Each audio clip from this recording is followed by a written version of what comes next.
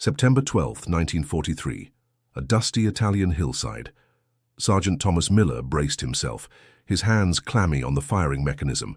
A column of German Panzer IV tanks rumbled into view, a seemingly unstoppable force. The fate of his beleaguered infantry company rested on a single unorthodox calculation, a stupid idea that defied every manual. He knew the risks, but the alternative was certain defeat. To understand how it happened, we must go back to the early days of World War II, a conflict that rapidly redefined the nature of warfare and exposed the limitations of established military doctrines. The brutal, static trench lines that characterized the Great War, where artillery reigned supreme over fixed positions, had given way to a new era of lightning-fast mechanized assaults. Tanks, once considered cumbersome and vulnerable, had evolved into agile spearheads, capable of exploiting breakthroughs and rapidly advancing deep into enemy territory. This dramatic shift in battlefield dynamics presented a profound challenge for artillery. Traditionally known as the king of battle, its immense destructive power was undeniable, capable of leveling fortifications and decimating infantry concentrations. However, its effectiveness plummeted dramatically when confronted with rapidly moving targets. Gunners were meticulously trained in complex calculations for stationary targets, factoring in a myriad of variables: range, elevation, wind speed and direction, atmospheric pressure, and even the subtle Coriolis effect caused by the Earth's rotation. These methods, while ensuring pinpoint accuracy for their intended purpose, were inherently cumbersome and time-consuming. The process of acquiring a target, relaying its coordinates, calculating a firing solution, and then laying the guns could take several precious minutes. Against a tank column advancing at speeds of 30 to 40 kilometers per hour, such delays rendered traditional artillery almost useless. The battlefield was evolving at a pace that outstripped the existing doctrine, leaving artillery crews frustrated and often helpless as enemy armor rolled past their pre-registered fire zones, inflicting heavy casualties on exposed infantry. This technological and doctrinal mismatch created a critical vulnerability for Allied forces, who frequently found their ground troops exposed and outgunned by the swift, armored thrusts of the Wehrmacht. The urgent need for a solution was not merely a tactical preference, it was an existential imperative for survival and victory. The specific situation facing Allied artillery in the early and mid-war years was nothing short of a crisis. German blitzkrieg tactics, honed to perfection during the invasions of Poland, France, and the Soviet Union, relied heavily on speed, surprise, and the coordinated movement of armored divisions.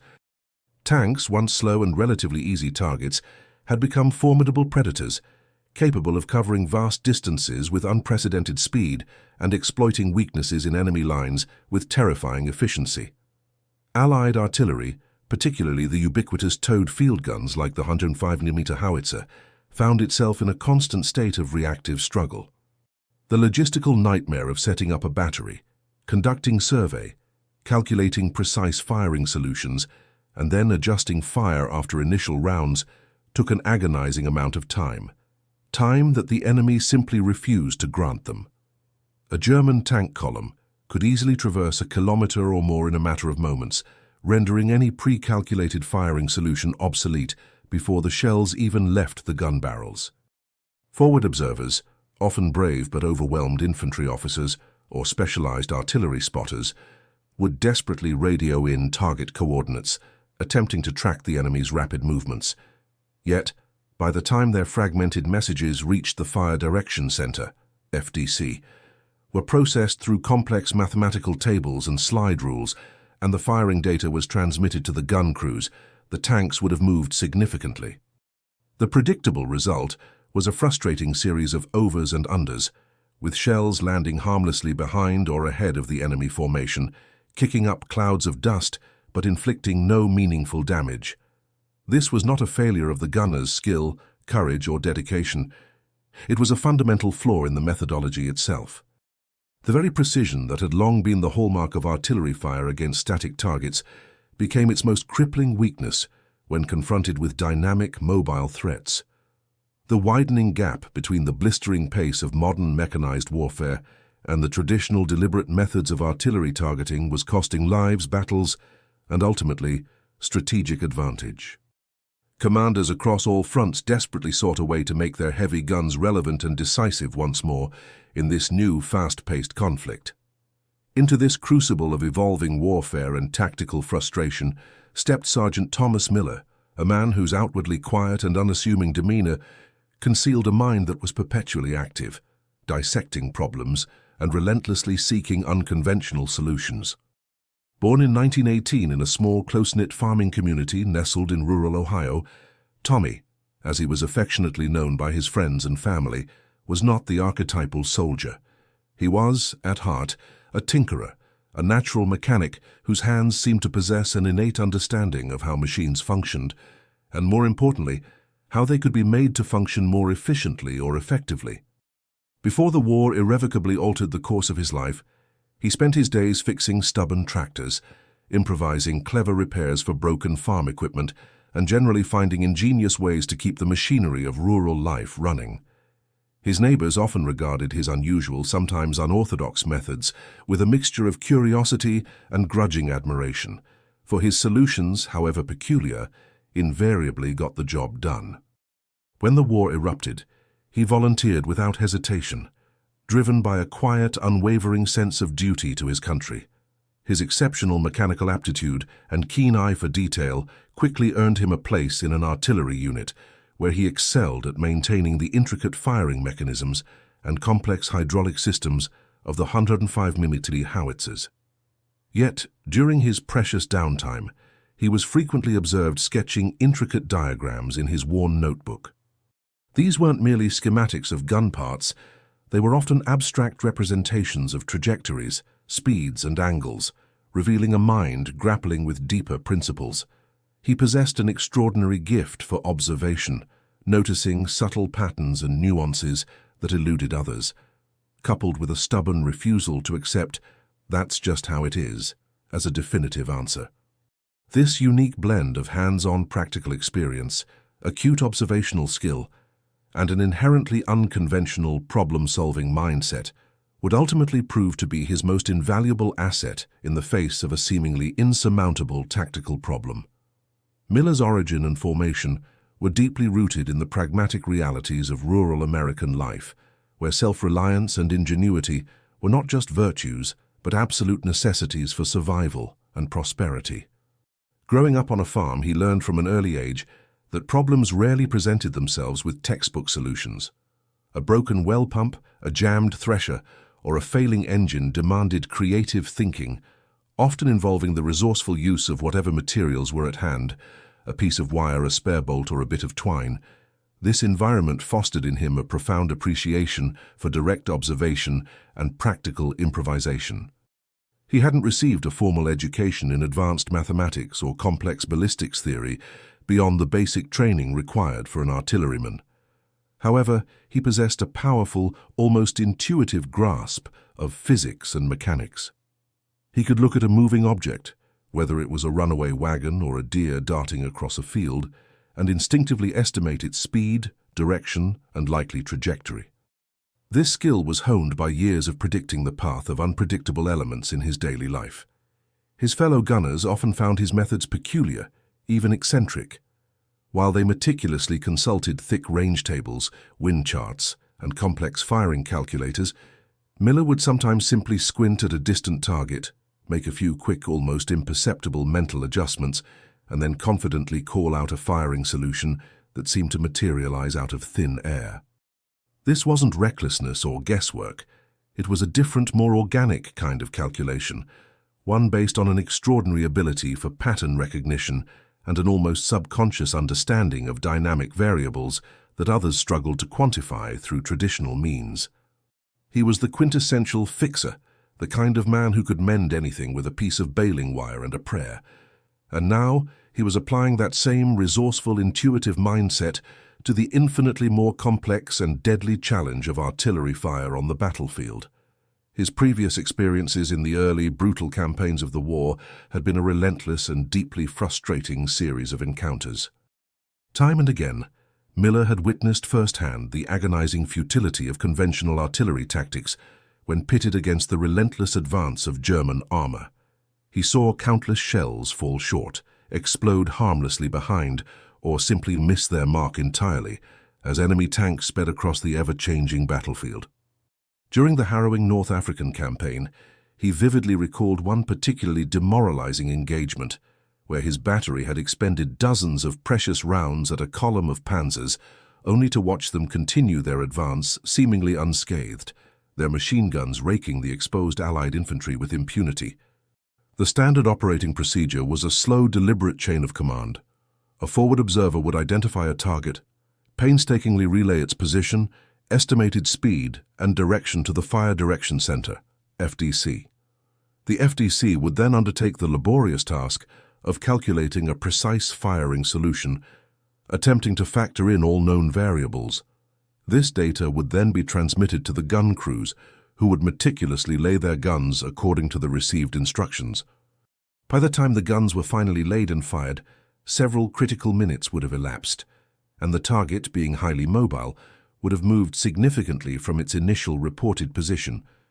Miller often found himself staring at the impact points, observing the predictable pattern of misses, and feeling a growing, gnawing sense of helplessness. He knew with absolute certainty that the guns themselves were accurate. The fundamental problem wasn't the hardware, but the software, the outdated and rigid method of targeting.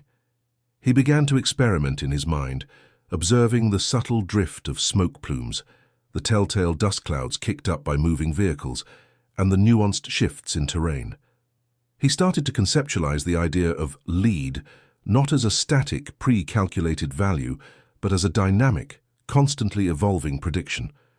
He realized with a flash of insight that the current system was desperately trying to hit where the target was at the moment of observation, rather than where it would be at the moment of impact. This fundamental, almost revolutionary shift in perspective would eventually crystallize into his stupid but ultimately brilliant idea. The pivotal transition from mere frustration to the genesis of a truly revolutionary idea began during a rare lull in the fighting, following a particularly demoralizing encounter where an entire artillery battery had failed to halt the advance of even a single determined German tank. Miller sat hunched over his worn notebook, sketching not the usual technical diagrams of gun parts, but a complex series of overlapping circles and intersecting lines. These abstract doodles represented trajectories, projected movements, and zones of probability. He realized with startling clarity that the core issue wasn't the inherent complexity of ballistic calculations, but rather their inherent rigidity and inability to adapt to a fluid environment. The existing doctrine treated every variable, target speed, direction, wind, as fixed and immutable, when in reality the battlefield was a maelstrom of constant change. What if, he mused, instead of attempting to predict a single precise point of impact, they aimed for an area of high probability and then rapidly adjusted their fire based on immediate visual feedback from the fall of shot? It was a truly radical thought, bordering on heresy within the highly disciplined and tradition-bound world of artillery. The sacred manuals emphasized meticulous precision, not intuitive improvisation. But Miller had witnessed enough to know that such rigid precision, in this dynamic context, was consistently leading to catastrophic failure. He began to formulate a method that would deliberately leverage the gunner's natural instincts, their keen observational skills, and their ability to react in real time rather than relying solely on abstract numbers and delayed calculations. This approach, he knew, would be a direct challenge to decades of established military science, but he was convinced it was the only path forward. The dilemma confronting Sergeant Miller was profound and deeply personal. The established rules of artillery engagement were meticulously detailed, precise, and, against the new reality of rapidly moving targets, demonstrably ineffective. Military doctrine dictated a slow, methodical, multi-step process: accurate target identification, precise range finding, meticulous windage calculation, careful elevation adjustment, and only then, finally, the command to fire. This process, while guaranteeing exceptional accuracy for static targets, was a deliberate, almost ritualistic dance that simply could not keep pace with the blistering speed and unpredictable movements of modern armored warfare. Any deviation from these sacrosanct methods was considered not just unorthodox, but reckless, unprofessional, and potentially catastrophic, risking friendly fire or the wasteful expenditure of precious ammunition. Miller's nascent idea, which he tentatively shared with a few trusted, equally frustrated comrades, was initially met with a mixture of skepticism, outright disbelief, and even derision. "So you want us to just guess, Miller?" one grizzled gunner scoffed, his voice laced with incredulity. "That's not how we do things in the artillery. We follow the book, every single time." The book was more than just a manual. It was sacred, representing the culmination of decades of military science, hard-won experience, and rigorous training. To suggest bypassing it, to propose relying on something as subjective and unquantifiable as feel or instinct, was seen as a profound betrayal of their training. A stupid idea that would only squander vital ammunition and, far worse, endanger the lives of their own infantry. The very notion of a gunner making rapid, on-the-fly adjustments based on immediate visual cues, rather than waiting for precise, calculated coordinates from the FDC, was anathema to the rigid, hierarchical structure of artillery command. The moment of decision, sharp and unforgiving, arrived during a desperate defensive action amidst the rugged, unforgiving mountains of Italy.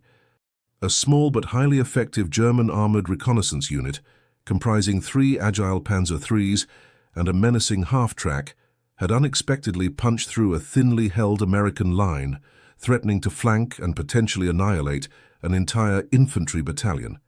Miller's 105mm howitzer battery was the only available heavy fire support within range, the last line of defense.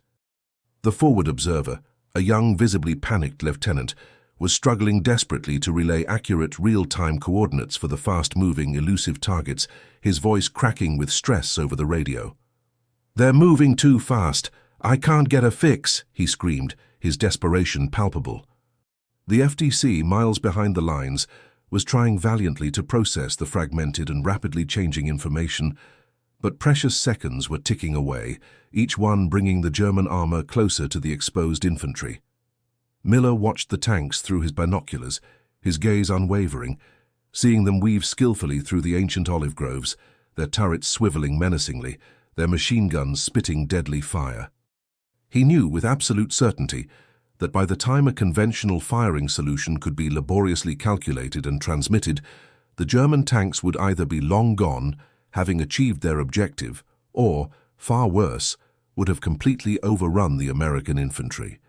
In that critical life-or-death moment, he made a choice that defied every rule and risked everything. He bypassed the FDC entirely, grabbing the radio from his stunned section chief. "Forget the coordinates," he barked, his voice surprisingly calm and authoritative amidst the chaos.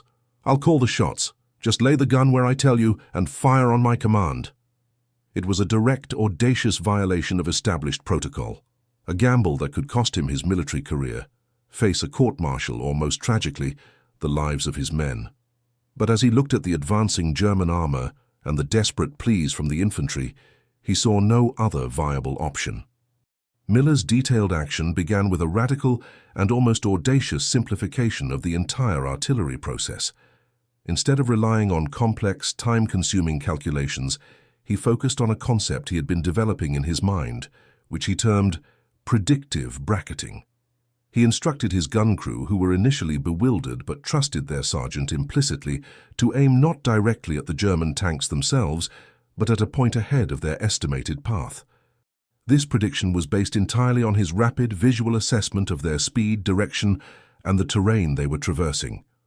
"Aim for the dust cloud they're going to make in 5 seconds, he yelled over the din of battle, his voice cutting through the tension. His first command was a deliberate overshot, a rough initial estimate designed to establish a baseline.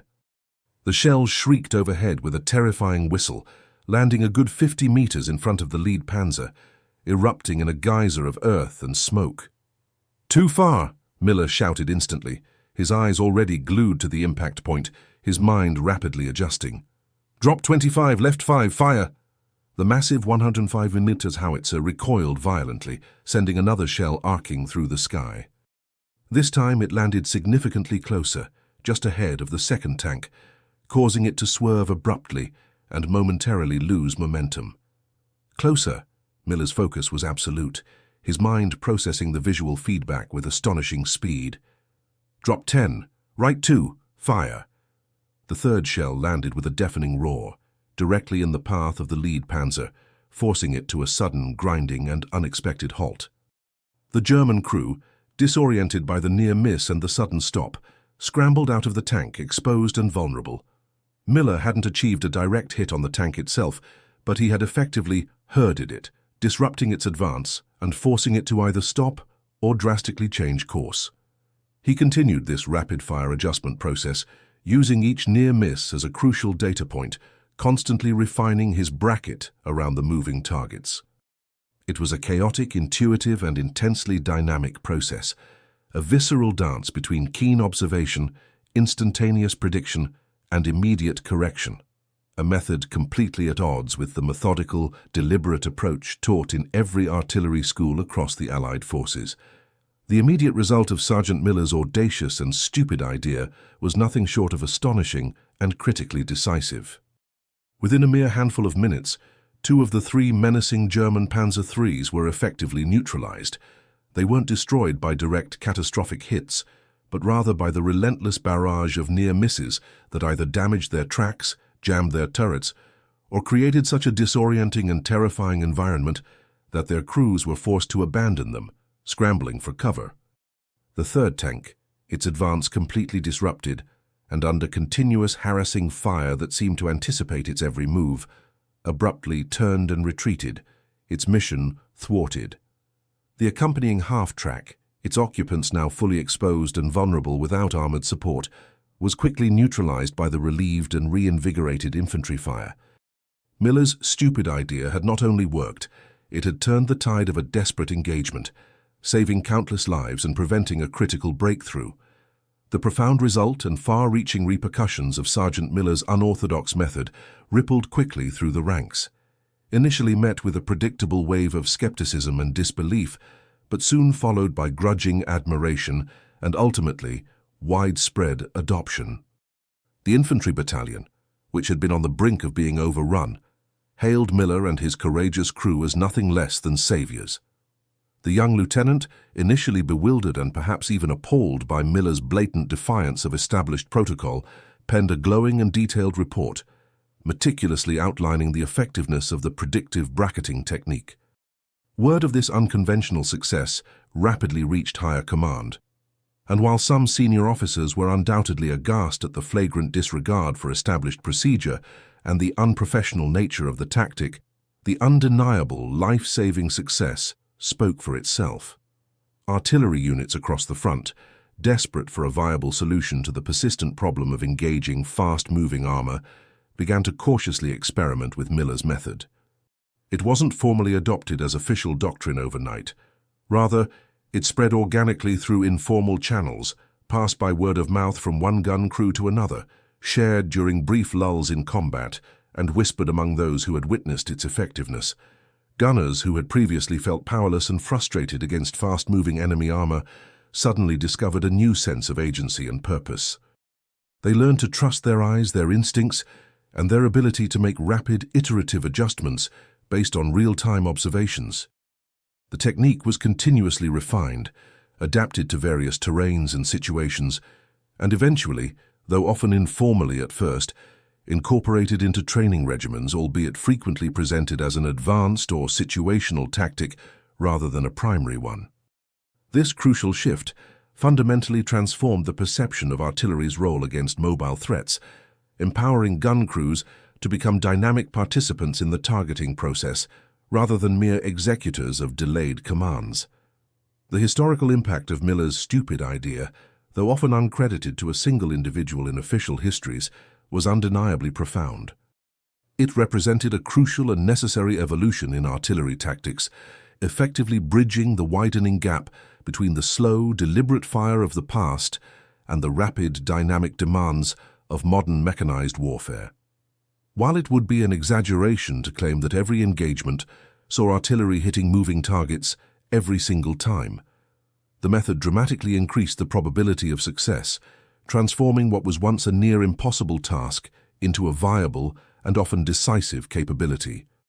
This innovation significantly contributed to the Allied ability to counter German armored thrusts more effectively, particularly in the fluid and challenging battlefields of Italy, and later, during the relentless push through France and into Germany. It meant that infantry units previously vulnerable now had a fighting chance against enemy tanks, knowing that heavy fire support could actively engage and disrupt enemy armor on the move. The core principles of predictive bracketing and rapid visual adjustment became an enduring cornerstone of modern artillery training, influencing how gunners were taught to engage dynamic targets for decades to come, long after World War II concluded. It underscored the critical importance of adaptability, the willingness to challenge conventional wisdom, and the value of front-line ingenuity in the face of rapidly evolving threats. The story of Miller's idea and the countless similar acts of improvisation by soldiers became an enduring testament to the fact that sometimes the most effective and revolutionary solutions emerge not from complex theoretical frameworks or high-level strategic planning, but from the practical, intuitive ingenuity of those directly confronting the enemy on the front lines. After the war concluded, Sergeant Thomas Miller, like millions of other veterans, quietly returned to his civilian life in his small Ohio community. He never sought fame, recognition, or accolades for his battlefield innovation, preferring the familiar, comforting rhythms of his farm and the honest work of his mechanic's shop. He rarely spoke of the war, and when he did, it was always with a profound humility that belied the significant and lasting impact of his contribution. He continued to tinker, to solve problems with his characteristic blend of intuition and practicality, often remarking with a wry smile that the best way to fix something is to understand how it breaks first. He lived a full, unassuming life, passing away peacefully in 1988.